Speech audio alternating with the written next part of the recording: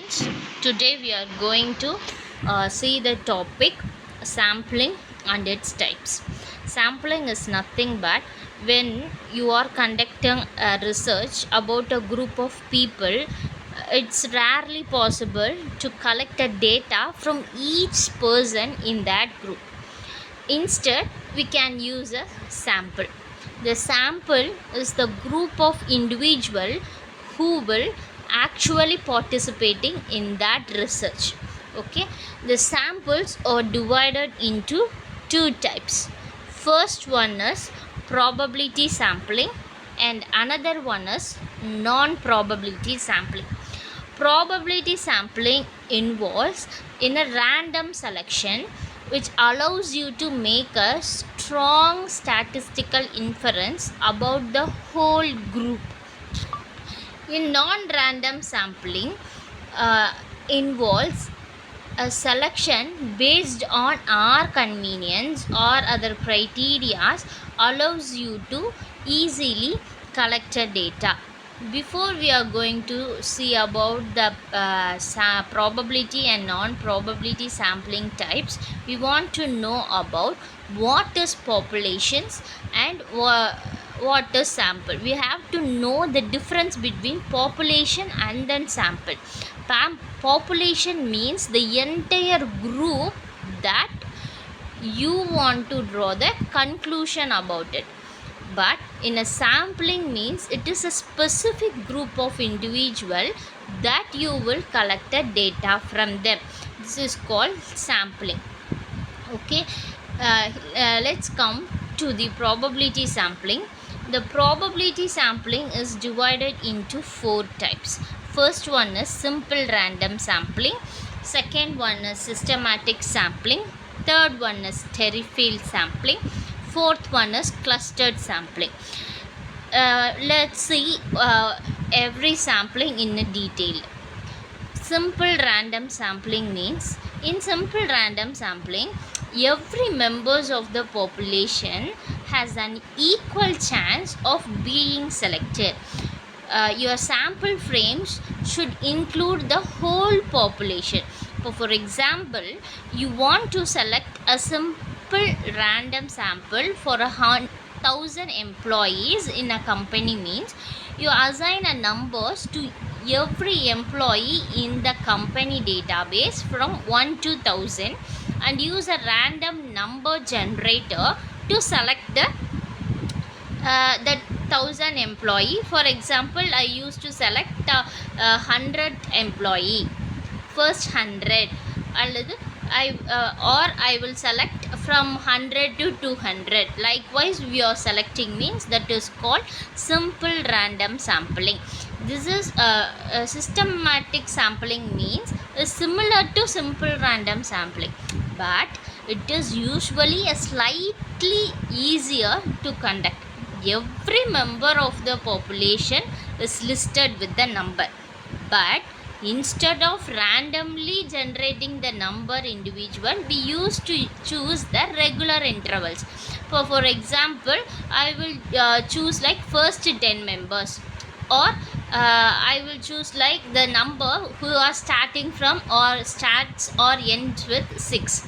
Example 6, 16, 26, 36 and so on from that particular group of peoples. This is called systematic sampling. Next, we are going to see about Stereo-field sampling. A Stereo-field sampling involves dividing the population into the subgroup that may differ in important ways. It allows you to draw more precise conclusion by ensuring that subgroups in that sampling. To use this sampling method, we divide the population into the subgroups based on some criteria. For example, gender, age, or an income, or a job role. Likewise, we will use to select the sample group based on some categories in Stereo-field sampling. For example, in a company, there are 1,000 employees, 10,000 or 1,000 employees. In that company, For example, we can consider that 800 female employees and 200 male employee means you want to ensure that the sample must reflects the gender balance of this company. So we will select 8 women and 20 men, which gives you a representative sampling of 100 peoples. Okay, this is called Sterfield sampling. Next one is clustered sampling. Clustered sampling allows you to divide the population in their subgroup, but each subgroup should have similar characteristics to the whole sample. Instead of sampling individual from each subgroups, you randomly select the entire group. Okay, so for example, in a company has an office in 10 cities across the country.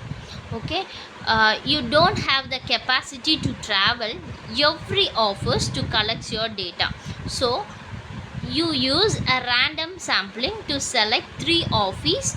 These are used as a clustered. Next one is non-probability sampling. Non-probability sampling has 5 types. First one is convenience sampling, second one is consecutive sampling, third one is quota sampling, fourth one is judgmental sampling, and last and then final is snowfall sampling. Convenience sampling means it includes the individual who happen to be most accessible to the researchers. According to the researchers' convenience, they will choose the sample. That is called convenience sampling.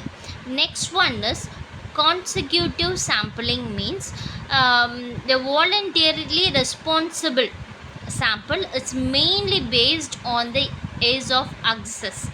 For example, you send out the survey to all the students of your university and a lot of students decided to complete it. This can certainly give you some insight into the topic, but the people who responded are more likely to those who have strong opinion about the student support services. So you can't be ensured their opinion are respective to this all. This is called response samplings or consecutive sampling. Next one is purposive sampling.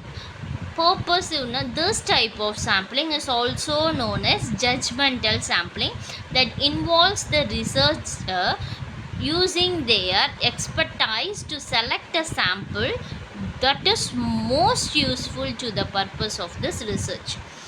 For example, you want to know about the opinion and the experience of desirable students at your school, at your university or your college. So you purposefully select a number of students with different support needed in order to gather a varied range of data on their experience with the student services. This is called purposive sampling. Next one is snowfall sampling is if the population is hard to access. For example, I want to know about, or I am going to take a survey about the tsunami affected peoples means first I will reach one family and I will get the sample data. Through that family I will reach the next of the sample data.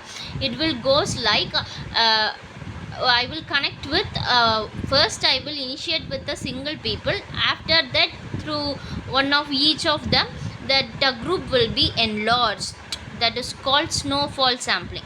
So for example, if we roll one snowball from this mountain, it will be in the starting state it will be a small snowball.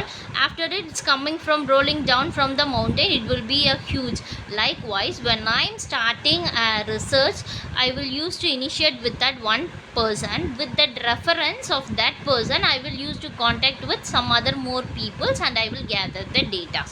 Next one, final one is a quota sampling. Quota sampling is a non-random sampling of predetermined numbers or propositions of the unit. Based on certain criteria, we will select the sample. For example, you want to customize the interest in a new product delivery services. You will focus on, for example, let us take it as some quota category. For example, in the school or colleges and all, they will use to select students in the based on their merit list, or in a sports category. Likewise, in a quota, they are used to select the sample. For the researchers, he or she will choose according to her or his convenience. He will assign some quotas. According to that, he will collect the data from the people. Thank you.